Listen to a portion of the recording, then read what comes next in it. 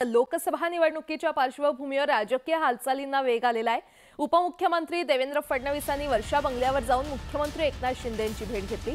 मुख्यमंत्री शिंदे आणि उपमुख्यमंत्री फडणवीस यांच्यामध्ये निवडणुकीबाबत चर्चा झाली आहे। बैठकीमध्ये छत्रपती संभाजीनगर लोकसभा मतदारसंघाबाबत चर्चा झाल्याची माहिती मिळते। छत्रपती संभाजीनगर लोकसभा मतदारसंघाचा तिढा अद्याप सुटला नाहीये। इथे दोन्ही पक्षांकडून दावा केला जातोय आणि त्यामुळे छत्रपती संभाजीनगर लोकसभा मतदारसंघ कुणाला मिळणार याकडे सगळ्यांचं लक्ष लागलंय।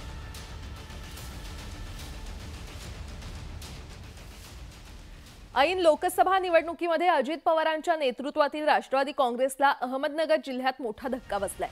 राष्ट्रवादी काँग्रेसच्या फुटीनंतर अजित पवारांसोबत असलेले पारनेरचे आमदार निलेश लंके यांनी आमदारकीचा राजीनामा दिलाय।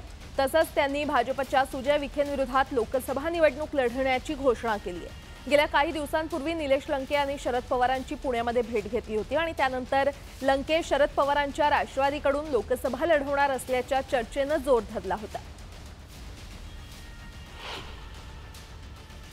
लंके यांनी राष्ट्रवादीचा राजीनामा दिलेला आहे। आपल्यासोबत निलेश लंके आहे। सर, आज आपण तो राजीनामा दिल्यानंतर नेमकी कसं आहे आणि कशा पद्धतीने तुम्ही यापुढे लोकसभा लढवणार? हे जर आपण लोकसभा निवडणूक लढवण्याचा जर निर्णय घेत असेल तर आपण विधानसभा सदस्यपदाचा राजीनामा दिला पाहिजे, ह्या मताचा मी एक कार्यकर्ता आहे। त्यामुळे आज विधानसभा सदस्याचा राजीनामा दिला, पण ते सगळ्या माझ्या ज्या लोकांनी मला 2019ला आमदार केलं तर त्या लोकांना विश्वासात घेऊनच ह्या गोष्टी केल्या। मी त्यांना विचारत न घेता काही केलं नाही, कारण त्यांनी मला 5 वर्षासाठी आमदार केलं तर ना, मी 4.5 वर्षात राजीनामा देतो। पण ही परिस्थिती का आली, ही कशामुळे आली, कोणामुळे आली, मग आपल्याला निवडणुकीला सामोरं जायचं तर मग विधानसभा सदस्याचा राजीनामा देऊ ना। अजित पवार गट जो आहे राष्ट्रवादीचा, त्या पक्षाचा तुम्ही राजीनामा दिलेला आहे का? सगळे एकच आहे ना, राष्ट्रवादीचाच आहे ना, मी काय वेगळ्या पक्षाचा आहे का? आता अजित पवारांना तुम्ही शरद पवारांना दुखवलं होतं असं तुम्ही बोलता। अजित पवारांना थोडंफार नाराजी व्यक्त केली आहे, त्या कसं पाहता? मी दादांची तुमच्याद्वारे मी जाहीर माफी मागतो ना। आज मी दादांना सोडून हा सगळा निर्णय घेतला, पण या सगळ्या स्थानिक परिस्थिती हे सगळं दादांना पण माहिती आहे। त्यामुळं मी दादांची काय किती वेळा माफी मागणार आहेच ना। अजित पवार यांची मी माफी मागून जनतेच्या सेवेसाठी येणारी लोकसभा लढवणार असल्याचं निलेश लंके म्हणत आहे। विटलिस्ट ग्रेस साहेबराव कोकणे, न्यूज 18 लोकमत, अहमदनगर। दरम्यान महाविकास आघाडीमधील बिघाडी तूर्त टळली आहे। जागा वाटपावरून नाराज झालेल्या राज्यातील काँग्रेस नेत्यांनी मैत्रीपूर्ण लढतीचा इशारा व्यक्त केला होता। याबाबत काही काँग्रेस नेत्यांनी पक्षश्रेष्ठींची भेट घेत ही मागणी देखील केली होती। मात्र अशा पद्धतीने मैत्रीपूर्ण लढती केल्यास त्याचा फायदा महायुती उमेदवारांना होण्याची शक्यता होती आणि त्यामुळे अशा मैत्रीपूर्ण लढतींना काँग्रेस हायकमांडने थेट नकार दिलाय। स्थानिक काँग्रेस नेत्यांना युती धर्माचं पालन करण्यास आणि स्थानिक पातळीवर आघाडीच्या उमेदवारांना सहकार्य करण्याचे आदेश हायकमांडने दिलेले आहेत।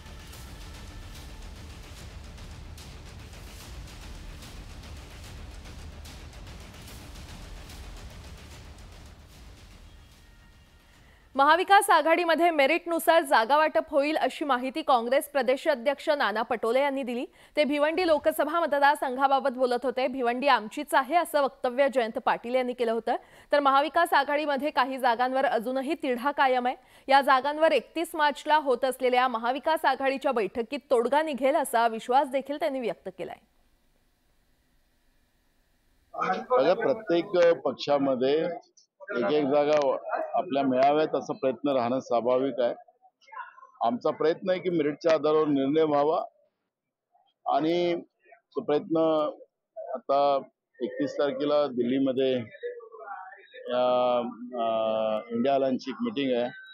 त्यामध्ये हायकमांड उद्धवजी, आमचे काँग्रेस पार्टीचे हायकमांड आणि उद्धवजी आणि शरद पवारजी सोडवतील आणि हा जो आतापर्यंत जो वाद आहे 2-3 जागेचा तो संपेल। आमचा प्रयत्न आहे की मेरिटच्या आधारावर निर्णय व्हावा आणि तो प्रयत्न आता 31 तारखेला दिल्लीमध्ये इंडिया अलायन्सची एक मीटिंग आहे। त्यामध्ये हायकमांड उद्धवजी, आमचे काँग्रेस पार्टीचे हायकमांड आणि उद्धवजी आणि शरद पवारजी सोडवतील आणि हा जो आतापर्यंत जो वाद आहे 2-3 जागेचा तो संपेल।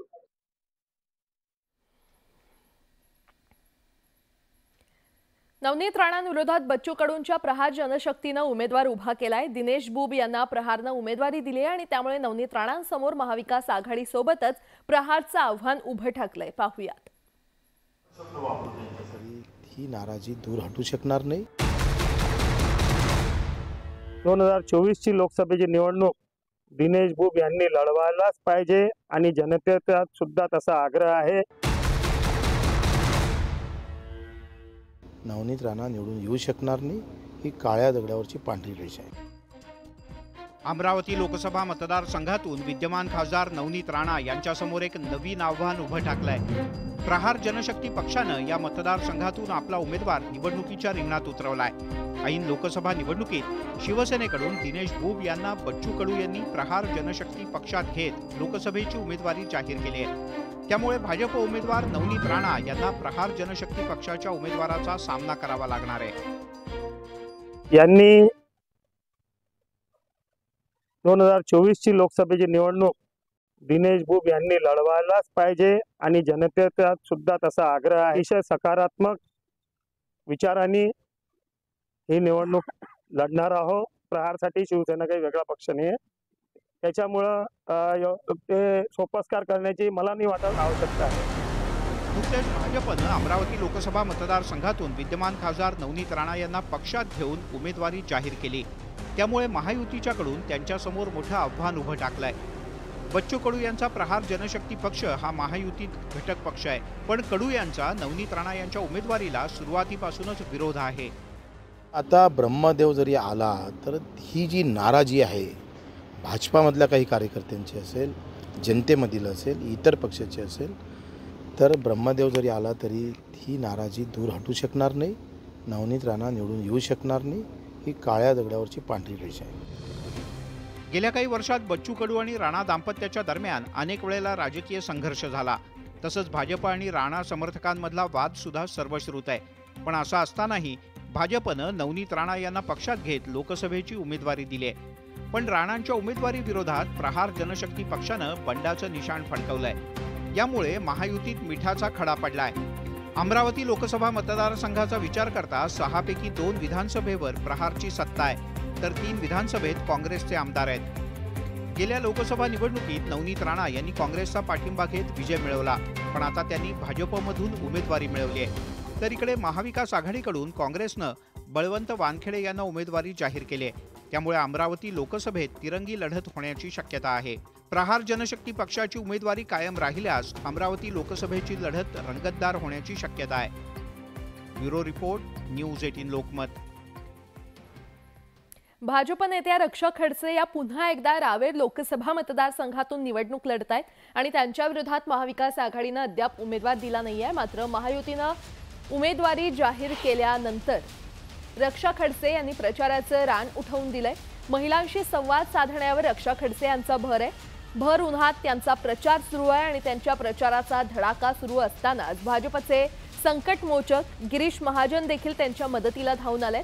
तू चिंता करू नकोस, तुला माझ्या मतदारसंघातून मोठं लीड मिळवून देईन असा विश्वास गिरीश महाजन यांनी रक्षा खडसे यांना दिलाय।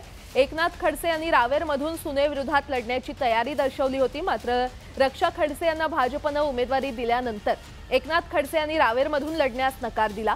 खडसे यांनी आजारपणाचं कारण देऊन लढण्यास नकार दिला आणि त्यामुळे राष्ट्रवादीकडून या मतदारसंघात कुणाला उमेदवारी दिली जाते याकडे सगळ्यांचं लक्ष लागलंय। भाऊंना दुसरी पण जबाबदारी आहे, त्याच्यामुळे ते उपस्थित राहू शकले नाही।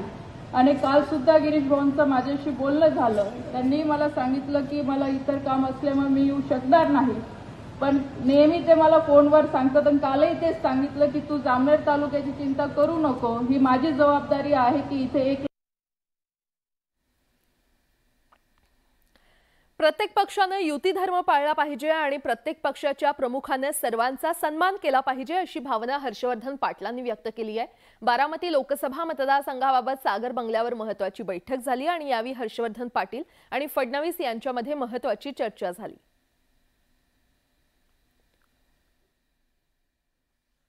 प्रत्येकानेच महायुतीचा धर्म सुद्धा पाळला पाहिजे। प्रत्येक पक्षाच्या प्रमुखांनी सुद्धा महायुतीच्या संदर्भामध्ये इतर जे पक्ष आहेत त्यांना पण सन्मानपूर्वक वागवलं पाहिजे त्यांच्या पण काय भावना असतील त्या समजून घेतल्या पाहिजेत. कारण सरकार जर महायुतीचं असेल तर खाली तालुका लेवलला सुद्धा तीच भावना ही असली पाहिजे. आणि मला असं वाटतं ह्या बाबतीत देवेंद्र फडणवीस साहेबांनी आम्हा सर्वांना आश्वासित केलेलं आहे की ह्या सगळ्या गोष्टीमध्ये मी स्वतः लक्ष घालेल आणि माझ्याकडून कुठलाही अन्याय होणार नाही. तर दुसरीकडे फडणवीस यांच्या भेटीनंतर विजय शिवतारे यांनी देखील निर्माईची भूमिका घेतल्याचं दिसतंय. राजकारणात कुणीच कुणाचा कायमचा शत्रू आणि मित्र नसतो असं सूचक वक्तव्य शिवतारे यांनी केलंय.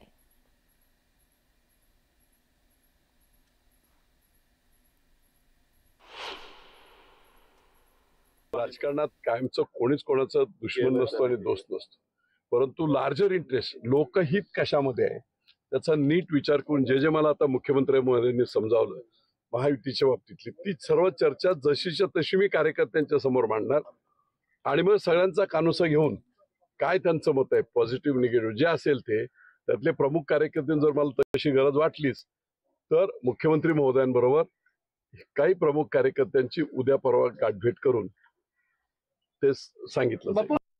भोर, इंदापूर, दौंड, बारामती, पुरंदर सर्व ठिकाणचे प्रमुख कार्यकर्ते जे इतके ऍक्टिव्ह होते की अतिशय शक्तिशाली असे आणि ग्राउंड लेवलवर काम करणारे सगळे कार्यकर्ते होते, त्या सगळ्यांना उद्या बोलवलं गेलं. फक्त पुरंदरची नाही, सर्व ठिकाणची. सातारा लोकसभा मतदारसंघातून निवडणुकीतून विद्यमान खासदार श्रीनिवास पाटलांनी माघार घेतली आहे. यंदाची निवडणूक लढणार नसल्याचं त्यांनी जाहीर केलं आणि त्यामुळे शरद पवारांच्या पक्षाकडून कोण लढणार यावर तर्कवितर्क लावले जात आहेत. पाहूयात.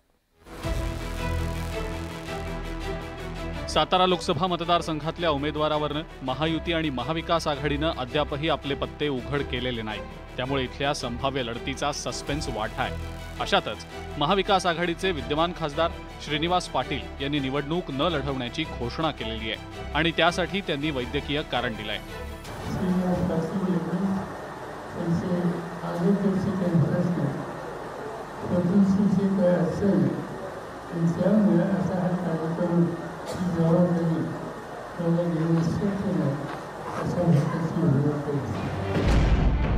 गेल्या लोकसभा निवडणुकीमध्ये श्रीनिवास पाटलांनी भाजपचे उदयनराजे भोसले यांचा पराभव केला होता.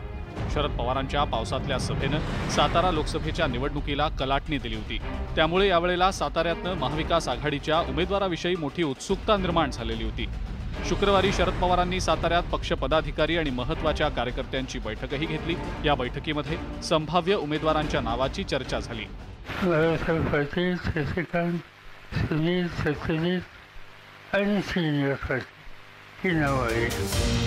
साताऱ्यातनं शरद पवारांनी निवडणूक लढवावी अशी मागणी या बैठकीमध्ये करण्यात आली.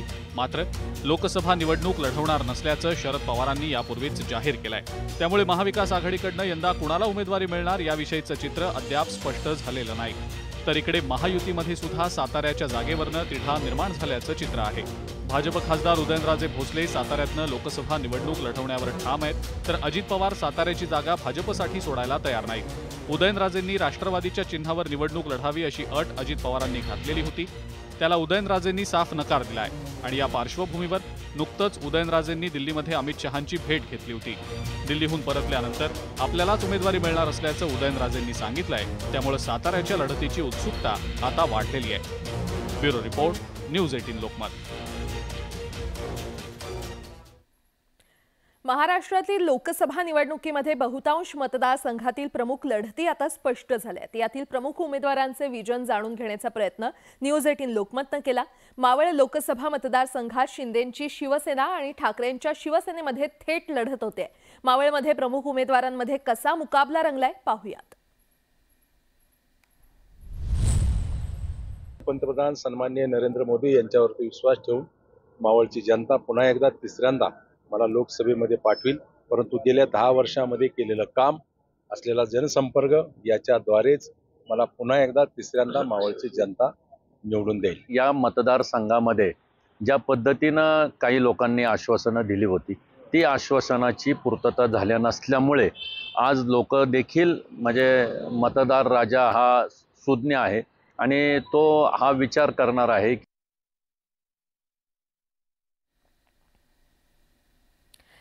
तर मावळ लोकसभा मतदारसंघात शिंदेंची शिवसेना आणि उद्धव बाळासाहेब ठाकरे गटात ही थेट लढत होते। त्यामुळे आता पुढची समीकरणं किंवा मतदार कोणाला कौल देतात हे पाहणं महत्त्वाचं ठरणार आहे। पुढची बातमी पाहूयात नागपुरातून। रामटेक लोकसभेतून उमेदवारी अर्ज बाद झाल्यानंतर रश्मी बर्वे यांची सर्वोच्च न्यायालयामध्ये आता त्यांनी धाव घेतलेली आहे। जात पडताळणी प्रमाणपत्र रद्द केल्याप्रकरणी आणि उमेदवारी अर्ज रद्द झाल्यामुळे रश्मी बर्वे यांची सर्वोच्च न्यायालयामध्ये याचिका त्यांनी दाखल केलेली आहे। राज्य सरकारने कॅवेट दाखल करून स्वतःची बाजू सुरक्षित करून घेतली आहे। याचिकेवर सर्वोच्च न्यायालयामध्ये आज सुनावणी व्हावी यासाठी रश्मी बर्वे यांचे प्रयत्न सध्या सुरू आहेत। रश्मी बर्वे यांनी सर्वोच्च न्यायालयामध्ये धाव घेतली असल्याचं पाहायला मिळतंय। रामटेक लोकसभेतून उमेदवारी अर्ज बाद झाल्यानंतर आता रश्मी बर्वे यांनी सर्वोच्च न्यायालयामध्ये धाव घेतली आहे। जात पडताळणी प्रमाणपत्र रद्द केल्याप्रकरणी आणि उमेदवारी अर्ज रद्द झाल्यामुळे त्यांनी सर्वोच्च न्यायालयामध्ये याचिका दाखल केली आहे आणि या संदर्भात अधिक माहिती देत आहेत आमचे प्रतिनिधी उदय तिमांडे आपल्यासोबत जोडले गेलेले आहेत। उदय, खरं तर काँग्रेसच्या रामटेक लोकसभा मतदारसंघाच्या उमेदवार रश्मी बर्वे यांचं जे आहे ते जात आणि जात पडताळणी समितीने प्रमाणपत्र रद्द केल्यानंतर त्यांची रामटेक लोकसभा मतदारसंघातली उमेदवारी देखील रद्द झाली होती आणि या विरोधात आता रश्मी बर्वे जे आहेत ते सुप्रीम कोर्टात त्यांनी जी आहे ती दाद मागितलेली आहे आणि हे सगळं प्रकरण आता सुप्रीम कोर्टात गेला। मात्र या सगळ्या प्रकरणाची माहिती राज्य सरकारला व्हावी याकरता राज्य सरकारने देखील या प्रकरणात आता कॅवेट दाखल केलेले आहे। त्यामुळे नागपूर लोकसभा म्हणजे रामटेक लोकसभा निवडणुकीचा मुद्दा जो आहे तो आता सुप्रीम कोर्टात गेला असं म्हणावं लागेल। याआधी देखील या सगळ्या प्रकरणावर नागपूरच्या हायकोर्टात सुनावणी सुरू होती। मात्र ज्या पद्धतीनं उमेदवारी दाखल करण्याच्या शेवटच्या दिवशी ज्या काही राजकीय घडामोडी झाल्या होत्या आणि रश्मी बर्वे यांनी आरोप केला होता की राजकीय हेतूने प्रेरित हे सगळ्या घटना घडतात आणि त्याच राजकीय हेतूने जे आहे ते त्यांचे जाती प्रमाणपत्र रद्द करण्यात आलं होतं आणि त्यानंतर आता हे सगळं प्रकरण सुप्रीम कोर्टात गेलं। त्यामुळे आता सुप्रीम कोर्ट या सगळ्या प्रकरणात काय निर्णय घेतं आणि दोन्ही बाजू ऐकून घेतल्यानंतर काय निर्णय देतं यावर जे आहे ते आता रश्मी बर्वे यांचं राजकीय भवितव्य अवलंबून असणार आहे। बर उदय, धन्यवाद या सविस्तर माहितीसाठी। यासोबतच इतरही काही महत्त्वाच्या बातम्या